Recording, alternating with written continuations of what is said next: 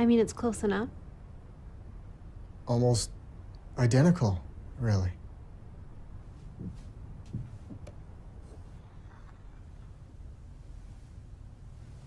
Yeah, there it is. Never trust another paint to be a Benjamin Moore color.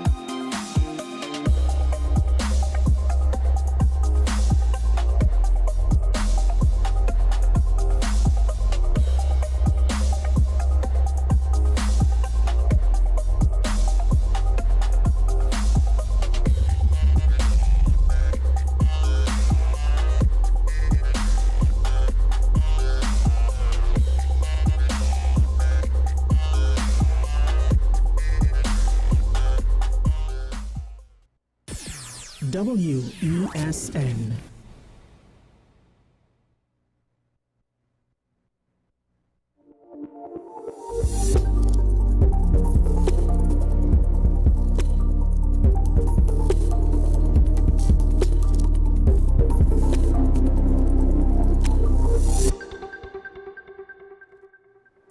Well, hello everyone. It's always good to have you.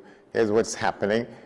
Good to have you here on the program. The 10 questions. I'm Andy Johnson. Good to see you. Let's tell you what's happening. A story taken from the Express newspaper in the course of the last week. The headline is Animal Groups, Government Must Act as Cruelty Cases Mount. It's written by one Shavana Lal, a reporter there.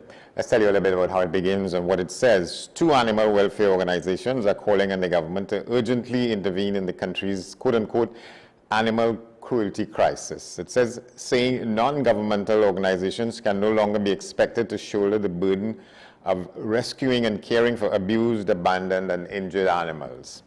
The Trinidad and Tobago Society for the Prevention of Cruelty to Animals and the Animal Welfare Network said recent cases highlighted on social media, including a puppy beaten to death and a dog deliberately run over, were quote-unquote horrifying reminders of the scale of the animal cruelty in Trinidad and Tobago. Our guest to help us discuss it and walk through this, Ms. Sita Kuruvilla from the Animal Welfare Network. Good to have you, ma'am. Hi, good morning. Thanks for having me on the program. All right, so go ahead. Just something to clarify, I'm the chairman of the TTS-PCA and director of the Animal Welfare Network. So I'm straddling both organizations.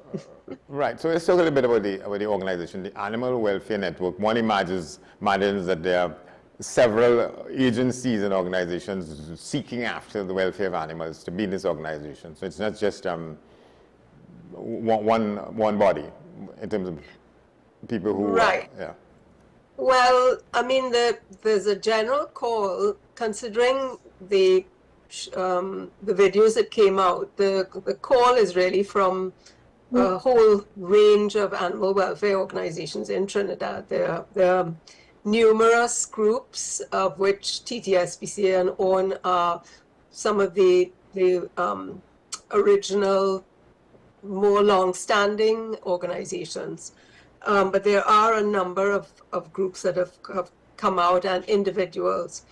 The Animal Welfare Network is actually, it's a networking organization, but much of the networking is with the veterinary community. It's an outreach organization.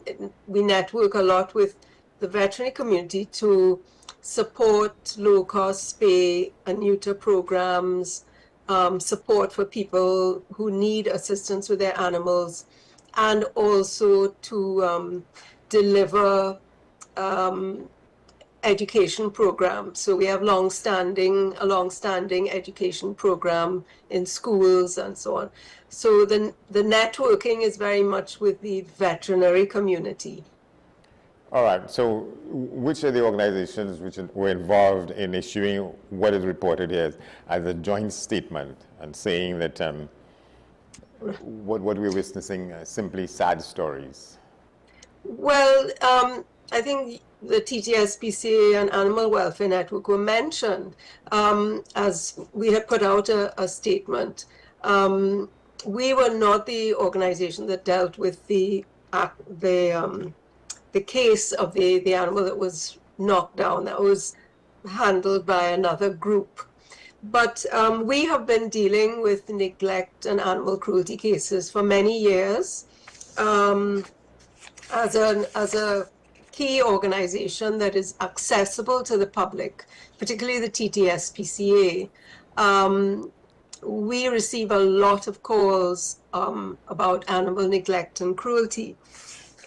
Over the period 2008 to 2017, we did actually have the support of a senior police officer. And over that period of, something like 9 years, we funded 9 years of investigations of animal cruelty cases. An average of 210 cases per year were investigated. Mostly neglect cases, in some instances, direct cruelty. So we have been dealing with these kinds of cases for many years. At that time, the legislation in place was very minimal. It was basically old colonial legislation under the Summary Offences Act, for which the fines were extremely low, and there were very few guidelines as to how one could proceed with these kinds of cases.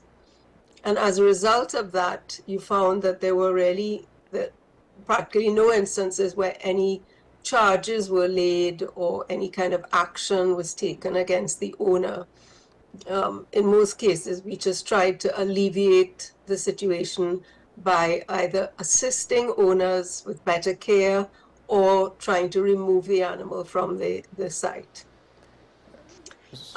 Subsequently, there have been great improvements in the legislation, and we are now looking at the Ministry of Agriculture piloted an amendment to an existing act in 2020 that introduced a whole new section on animal welfare and also carries a section on prohibition of cruelty with much higher fines and penalties. Yeah, you say the report carries, you were saying here that your organizations, it said the incidents are not simply sad stories. They are acts of cruelty, and those responsible must be held accountable. Let's talk about the acts of cruelty, because it says that in the next paragraph. They say that you all are overwhelmed by calls reporting animals that had been abused, neglected, abandoned, poisoned, injured, or deliberately harmed. Yes. So we have a lot of neglect, right? Now, when you look at cruelty, there is cruelty through neglect or lack of information, let's say ignorance, or lack of access to resources.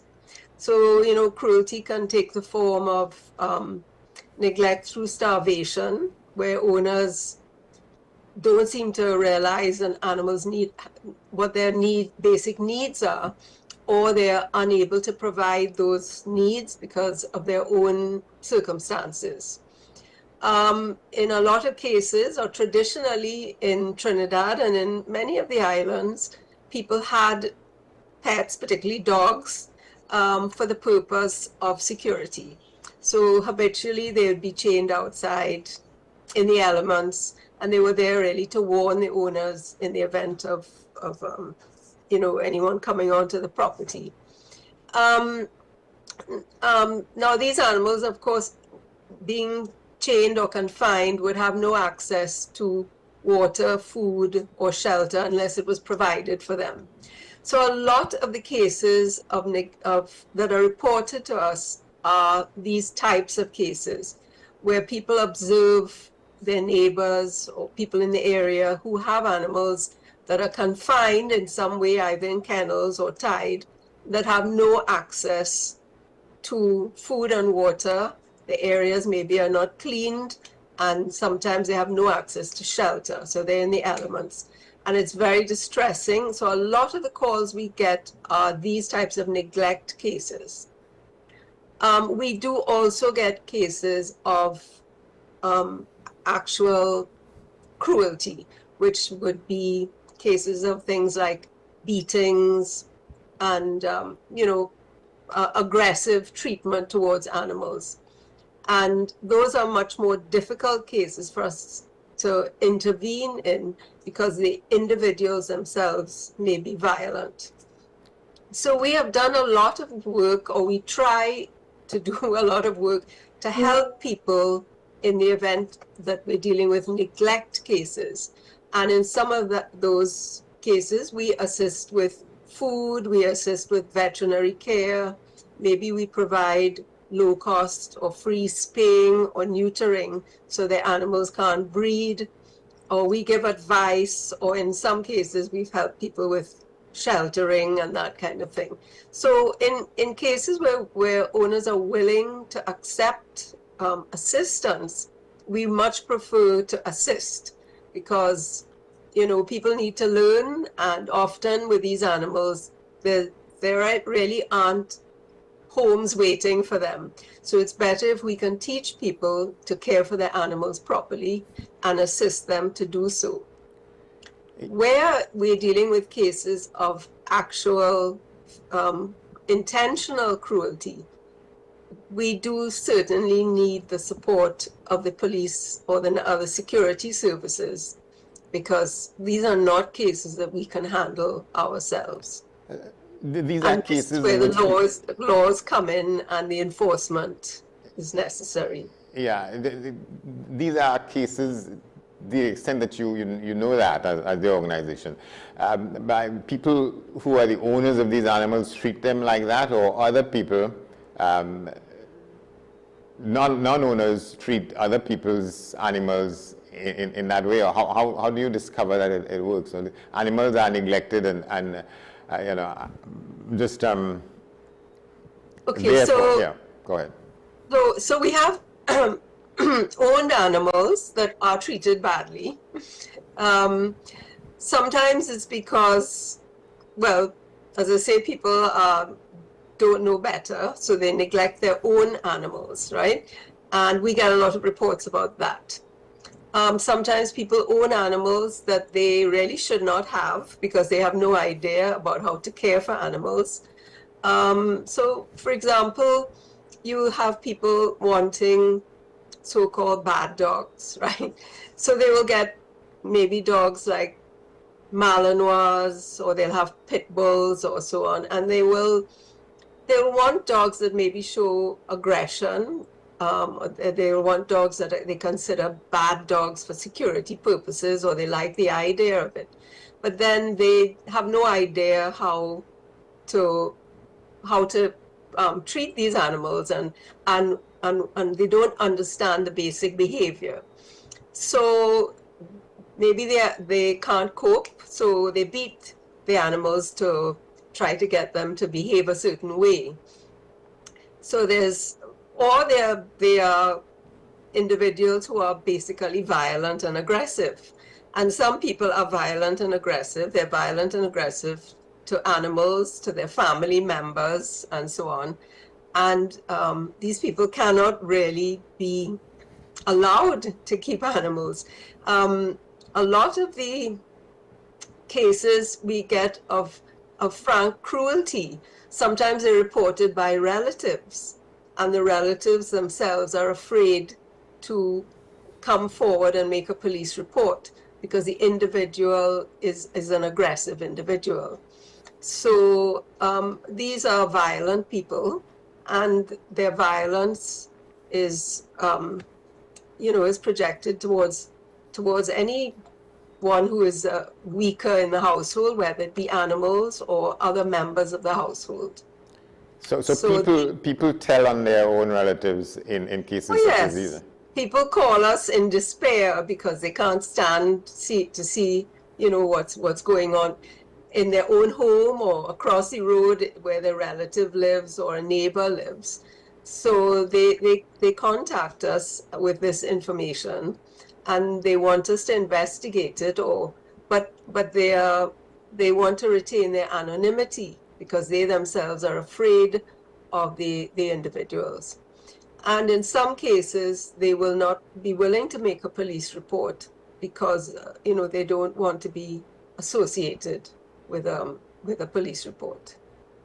Yeah, and the report says here that your organizations in the Animal Welfare Network, you said the financial burden of responding to cruelty cases also becoming unsustainable. And you talk about a case in which for one animal, the cost of the medical cost was $8,000 in veterinary treatment in a private clinic. Yeah, I mean, we when you deal with a cruelty case, it's you know, there are a lot of ramifications.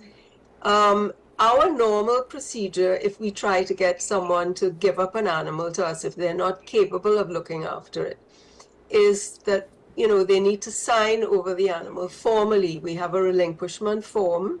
It's a contractual form. So when you sign over an animal to us, you're basically, through a contract, handing over the animal to the TTS-PCA, and we take it from there. Whatever treatment or whatever steps are taken, the animal is now under our care. With some of these cases, if you're trying to remove an animal and the owner is unwilling to give it up, and this happens, you know, regularly enough, then it puts us in a very awkward position. If we do manage to remove the animal and get veterinary care and so on, we still don't have the authority to take whatever action we want. We are still, you know, if we look at it through the legal aspect, that animal still belongs to the owner. So unless it's formally handed over to us, or unless the police intervene and take action or lay some charges, that animal still is the property of the owner. So, you know, when you're dealing with animal cruelty, the legal aspects can be quite obscure and unclear. And those procedures, although we now have some legal framework in place, the procedures for dealing with cases like this, laying the charges, gathering the evidence to lay those charges, all of those procedures have not been set out clearly. So, for example, we dealt with a case quite recently, about 2 months ago. We got some calls about dogs in distress in an area. We did get the police to accompany us because it was a difficult area to go into.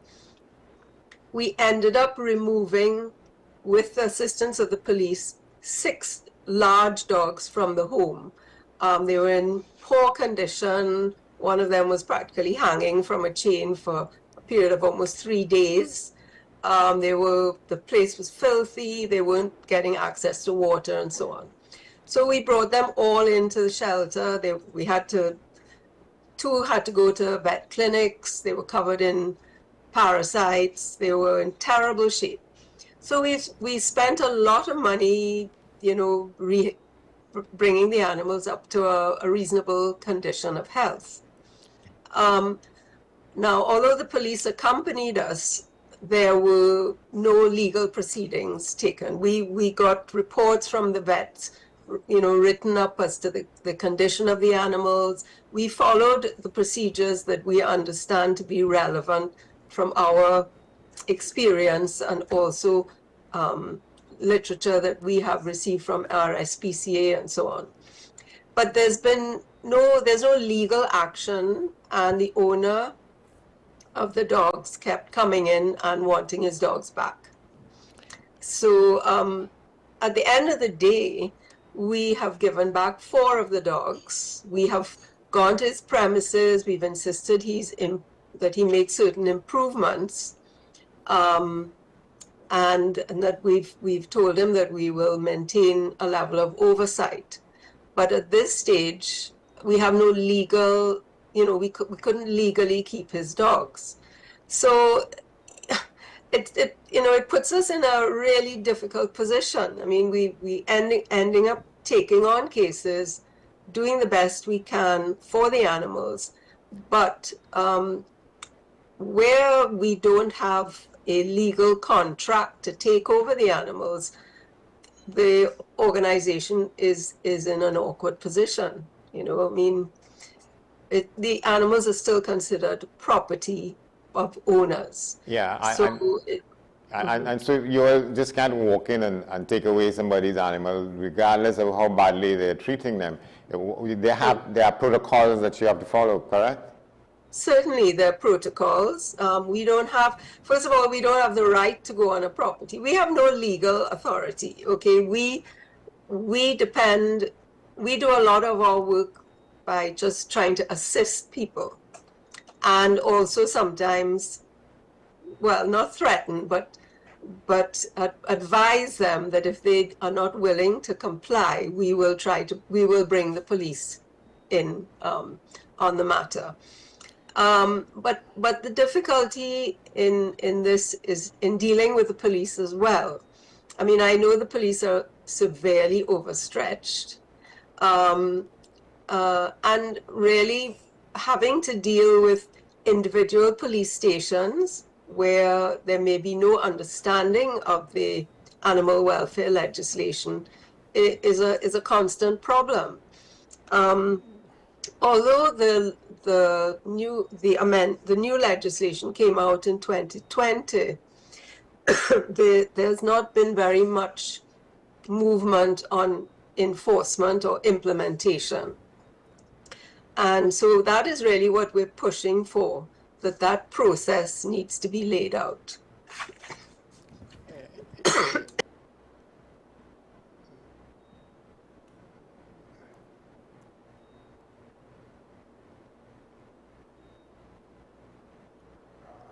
You there still, I imagine? Flu. Hello? Yeah. Yes. Yeah, you're having a little rough time there. But I was trying to get a sense of, to what extent, when your organizations have to see no alternative but removing the animals from the care and ownership of the owners, to what extent you have to have whatever it is required to demonstrate that your organization is one that has a responsibility to do that? Well, it's not actually our responsibility to deal with this. Animal cruelty really falls under the Ministry of Agriculture.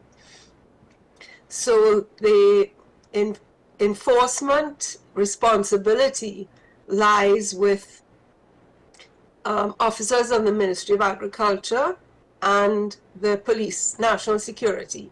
It is not the role of the NGOs.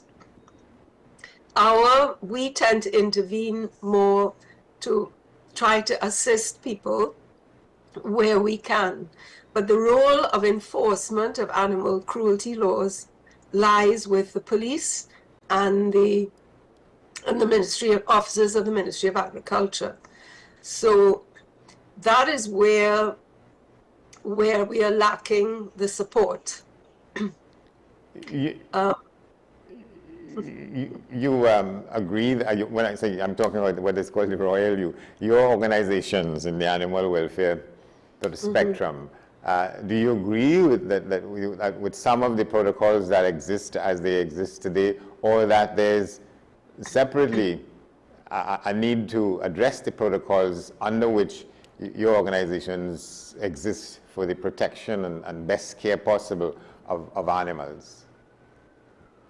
Well, I am of the opinion that what we have in place at the moment is not really functioning appropriately at all.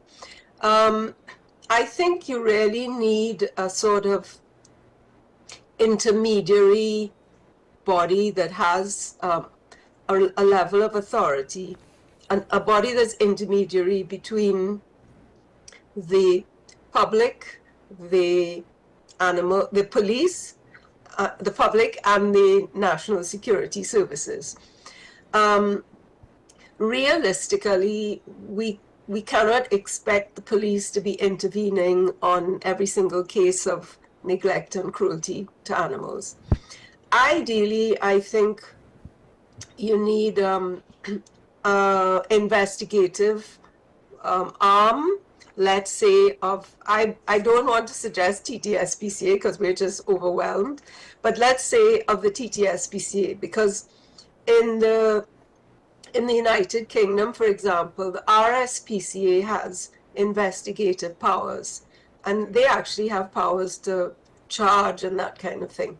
I think what's more realistic is to give some kind of investigative authority to, let's say, a body like the TTSPCA, which of course has to be funded by someone.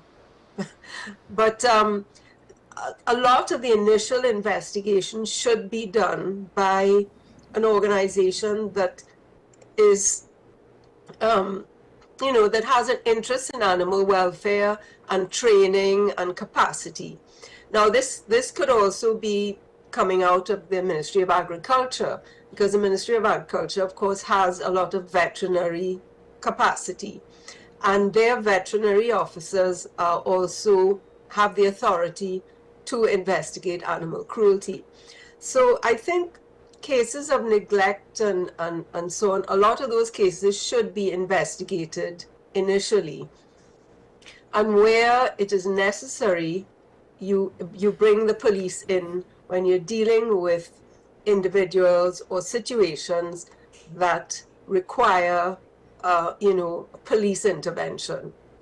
I think it's kind of unrealistic to expect the police to be responding to every single call of animal neglect or cruelty.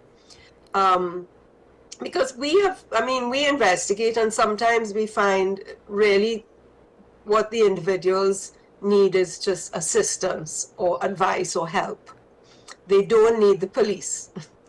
So I think we don't have currently a structure in place in Trinidad to deal with the cases of neglect and cruelty we're seeing.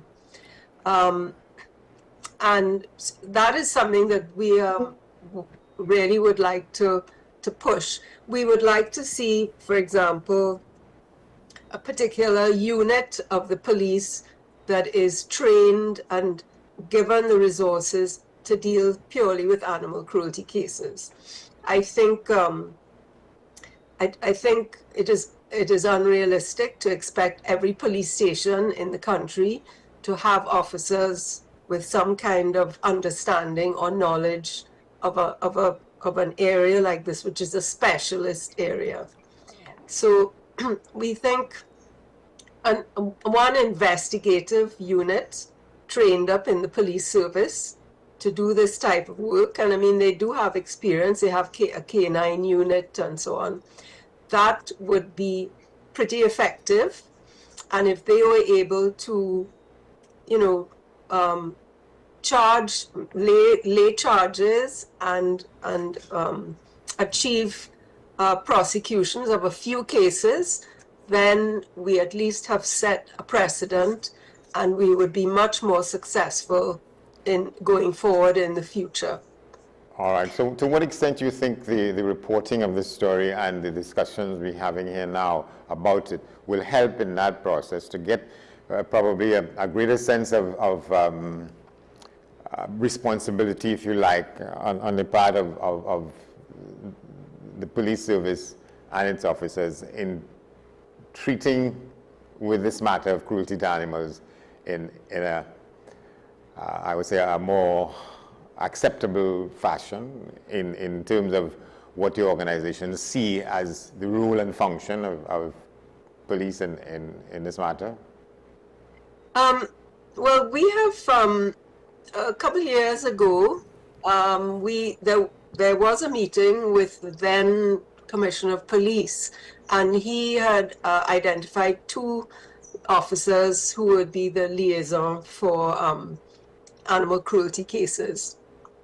And their role really was to facilitate with, reports of cases and maybe act as intermediaries with particular relevant police stations. So if you have a case, let's say in, I don't know, Talparo or somewhere, you would contact them and say, look, we have this report. We need to work with the police station for that area. Can you facilitate, can you contact, put us on to someone who will assist us and help us move forward with the case. So that was in place for a brief period, and then we had a change of commissioners and transfers out of those liaison people, so we lost that access. So what we're really looking for now is 2 things. One, we're looking to work, we really want the Ministry of Agriculture, under whose responsibility this animal welfare legislation was developed. We want the Ministry of Agriculture to look more closely at implementation of the legislation. So some subsidiary legislation is required and processes need to be defined as for enforcement.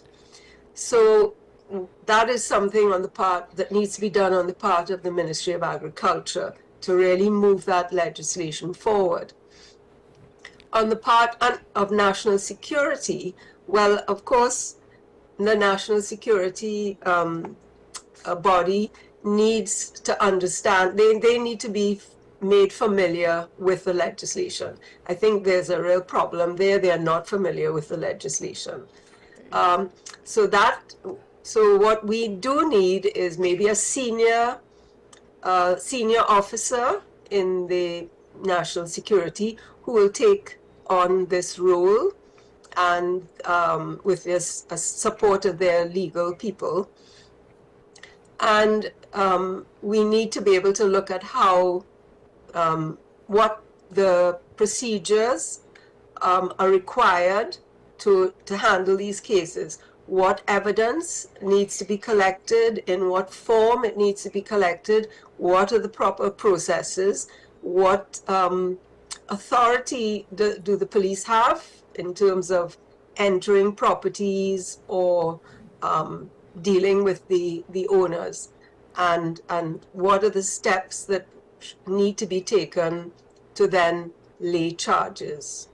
All right, so you mentioned about the fact that at least your last meeting, my understanding, meeting on the matter with the Commissioner of Police, and he appointed 2 police officers. One is thinking about if there's a case in Talparo, where these 2 police officers who are nominated as the stray animals, the stray dogs issue, and how could a police officer in Port of Spain really pay attention to a report from Rio Claro or Palo Seco about? Well, no, their role was really liaison because that officer would be familiar with the laws and the procedures. So their role really was an intermediary role. So we would contact them, and then they would contact the relevant police station and advise, put us on to a specific officer who would be then advised of what the situation is and what the laws are in place, and that this is a case that falls under the jurisdiction of the police. So their role was really a liaison role. It meant that as a animal welfare organization, we didn't have to be, you know, trying our best to get the police at a particular police station to work with us. So that was the situation a few years ago, that we at least had a liaison person to contact. That situation has since, well, as I say, that no longer pertains because the officer has, I think he's now actually on retirement, pre-retirement or something. So we don't actually have any direct contact with the police service through the, you know, we have to deal with individual police stations. In some cases, the police are quite helpful, and in other cases, they're not. So the whole thing is a bit arbitrary, really. We're never sure whether we'll get support or not. Yeah, and there seems to be legislation which ought to guide the people involved in animal service and protection and the rest of it. You say, the story says here, your organizations called for the government to implement and enforce existing animal welfare legislation and regulations, establish mechanisms to properly investigate and prosecute cruelty offenses, and ensure that those responsible for deliberate acts of cruelty face the consequences provided for under the law. So there are consequences provided under the law, but certainly. I mean, under the legislation that's relevant is the animal disease. It's called the Animal Diseases and Importation Amendment Act, and it was actually originally an old piece of legislation under the Ministry of Agriculture that dealt more with animal health and quarantine of, you know, to prevent the spread of illness and so on. When it was amended in 2020, a new section on animal welfare was introduced, and that section requires owners to provide the basic care for their animals, like, you know, access to water, food, veterinary care if necessary, shelter, you know, the basics of animal care. And those are owner responsibilities. There's also a section within that new section 3A. Within that, there's also a provision that talks about animal cruelty as a punishable offense. yes. Now, what was done there really was that they just took the original section on animal cruelty from the Summary Offences Act. This is like since 1918 or something it was written. And they repealed it from the Summary Offences Act and they put it under this section 3A, which is on animal welfare. So everything is there now in this one piece of legislation. So you have the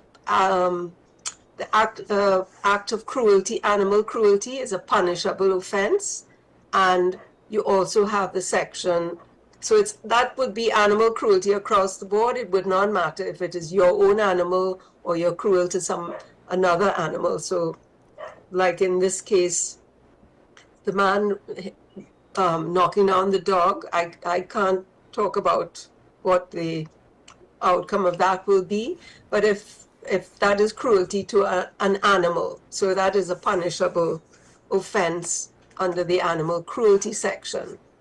A person beating his own dog, that is also a punishable offense of animal cruelty, and in addition, he had responsibilities to the animal because it was his own animal, and he had responsibility for the care of that animal.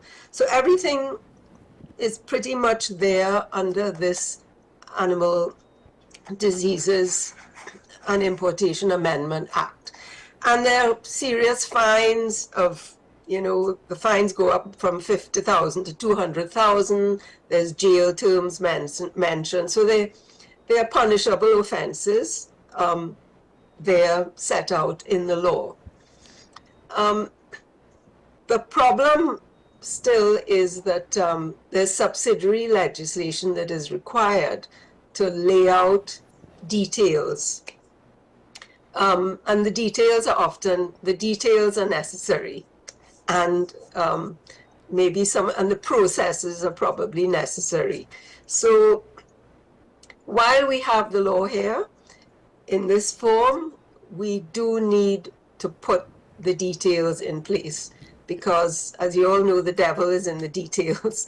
And if evidence is not collected properly, if the police don't know how to go about things properly, the processes aren't clearly defined, then we run into problems carrying any of this further.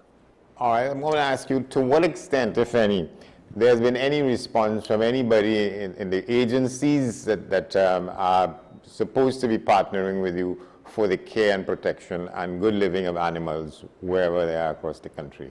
What's been the response of any agency or any representative of an agency since the publication of this story? Well, I think even prior to the publication of the story, I had actually had a meeting with the Ministry of Agriculture. We have been writing them and for quite some time, since the law came out, because we had been involved in 2020. A committee was formed at the time to work on standards of welfare for the whole range of animals across the board, both companion animals, livestock, and even captive wildlife. So a whole document was prepared on standards of welfare that was supposed to form the subsidiary legislation. So we have been pushing for that process to be completed. Its progress has been slow, but we have had meetings we had a meeting with the minister a couple of months ago, and they've assured us that we will be moving forward on this. So we're looking forward to moving forward on establishing those, on getting that subsidiary legislation in place and the processes outlined. So we're hoping that we make progress there. As far as enforcement goes, I say at this stage, we have not really made much progress. There hasn't really been, action on that area. I'm hoping that that will come out of the action on that defined by the Ministry of Agriculture, and that will move into establishing the enforcement capability. As I say, we have our views on what is more feasible and practical in terms of getting enforcement mechanisms in place. And certainly we will be sharing those views with both the Ministry of Agriculture and National Security. Yeah, is it in your view and your organization's view that the care and responsibility and proper treatment of animals is in the right place in terms of which ministry is the ministry for it, or you have different ideas as to where it should be? I think it should lie with the Ministry of Agriculture. They are internationally what's called the focal point on animal welfare. They have signed on to the World Organization on Animal Health, and that is the responsibility lies with the Ministry of Agriculture to push the legislation along. I think. Go ahead. Sorry. Go ahead. I thought you were going to say something else there. No, I wasn't. I wasn't sure if we were on. Yeah. So I mean, it's understood that that animal welfare falls under the Ministry of Agriculture. That is now internationally, you find that that is where the focal point of animal welfare is generally falls under agriculture. However, what we also have in Trinidad, which is also common in other countries, is a responsibility under local government for public health. So what we see in Trinidad is stray animals, stray dogs certainly, to have fall under the control of stray dogs falls under public health in the Ministry of Local Government. So although animal welfare is under agriculture, control of stray animals, so these would be the population of animals that are not owned by anyone, falls under local government as a public health responsibility. And that has been the case for a very long time.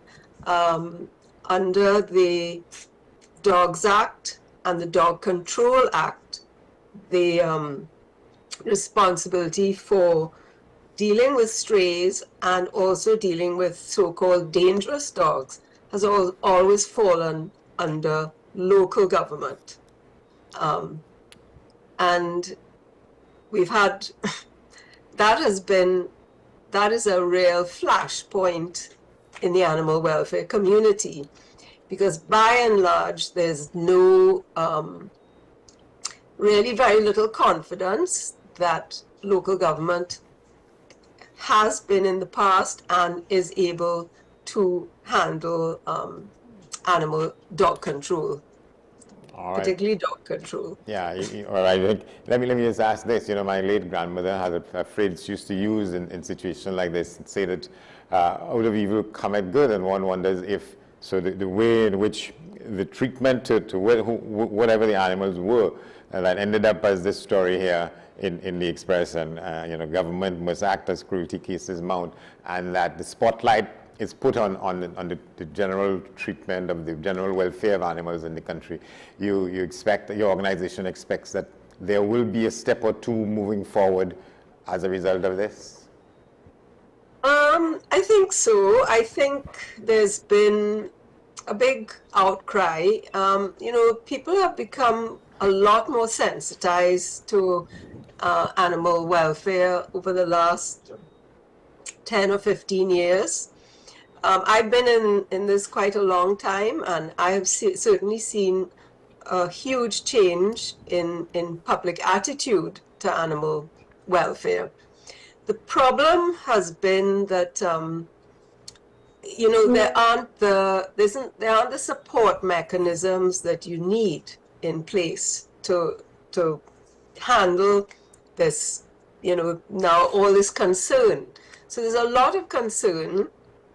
A lot of people and groups and individuals have sprung up, and people are trying to do their best for animals that they rescue off the streets or take into their care.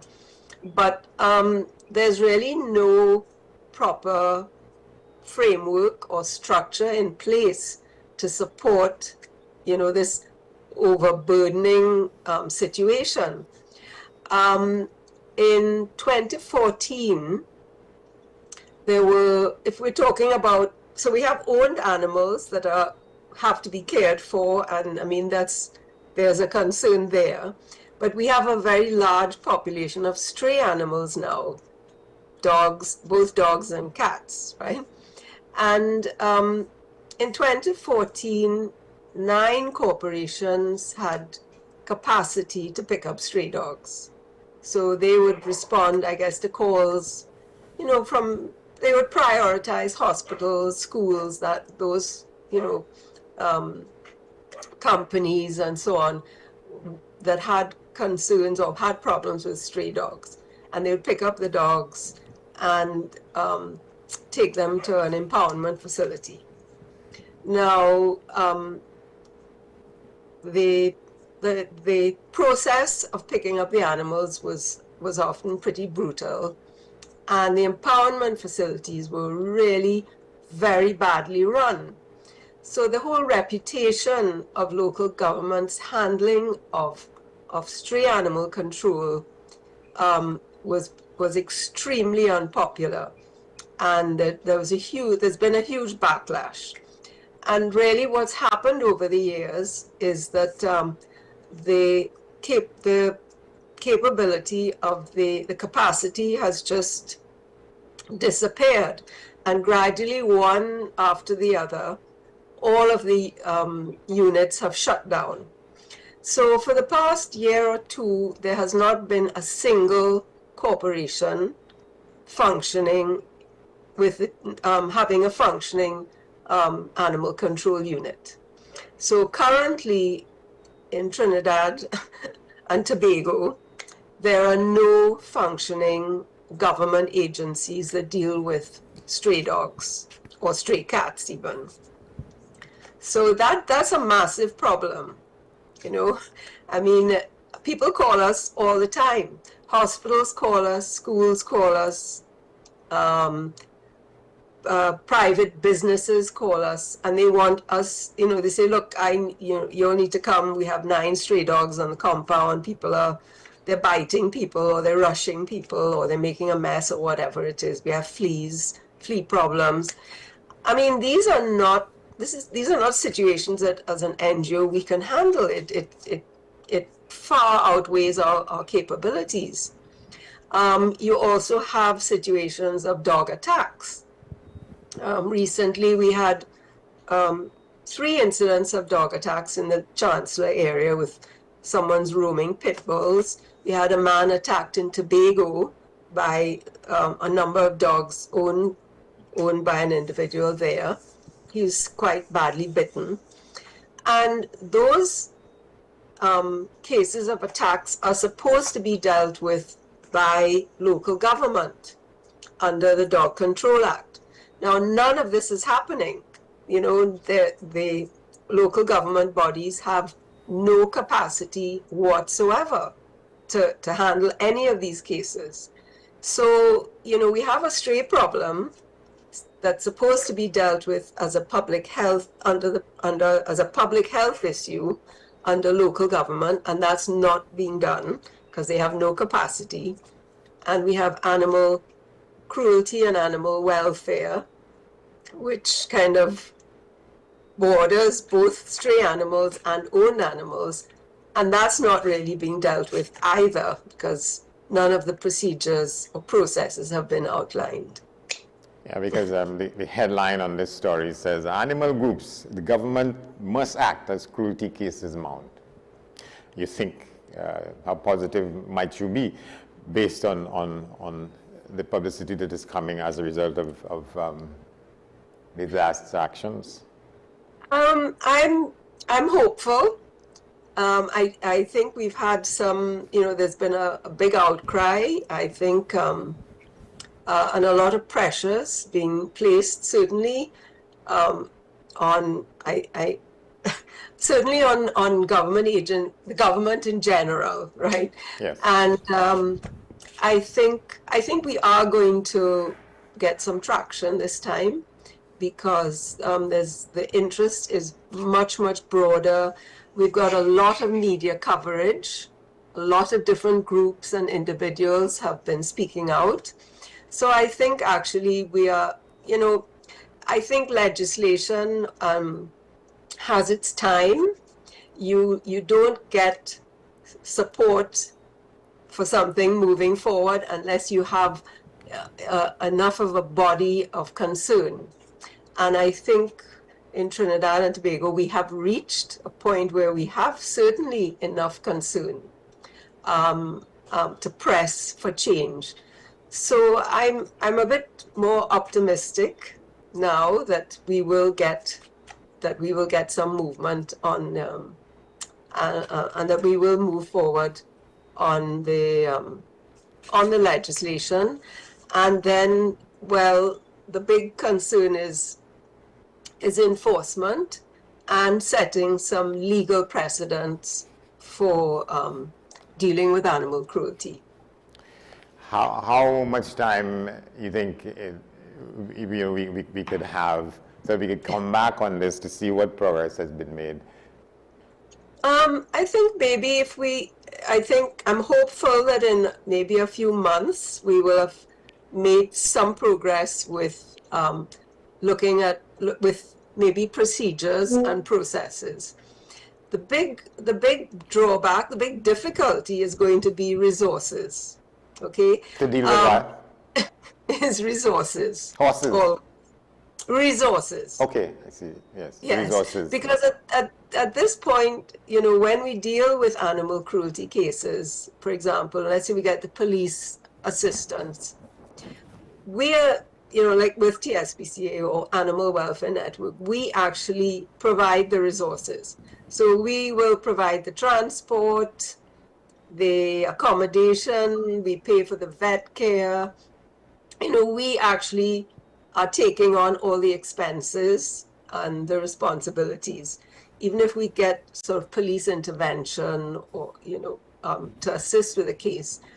So the big question is going to be the developing the capacity to deal with the cases, even when the processes are outlined and carefully. You know, when we outline the processes, if people are charged and so on, we still need to have the accommodation to keep animals somewhere. We do need to, you know, it's the whole support mechanism that has to be in place that is currently not there. So the government has no holding facilities if they're going to pick up strays. They have no trained staff who know how to handle animals that they want to pick up. They have no trained staff to maintain these facilities in a humane fashion. You know, so all the support systems that you need are currently not there. So even if I'm hoping we make progress with putting the processes in place and defining what supports mechanisms need to be put in place and where the funding is coming from or how much is being allocated to support these actions. We'll give some time and see how we could come back on this at a time up ahead. Ms. Sita Kuruwila of the Animal Welfare Network. Thank you very much. Thank you very much for having me and for taking an interest in this topic. Thank you. You're very welcome. This has been 10 Questions. I'm Andy Johnson. Thanks for watching. We'll see you next time.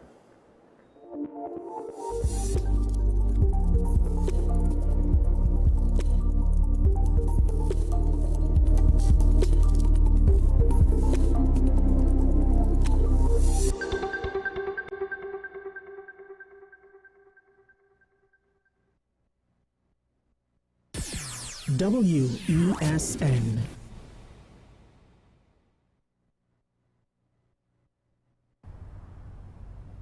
Bill and Ruth fell in love with the Benjamin Moore color Dry Sage, but they tried to match it using another brand's paint. I mean, it's close enough. Almost identical, really.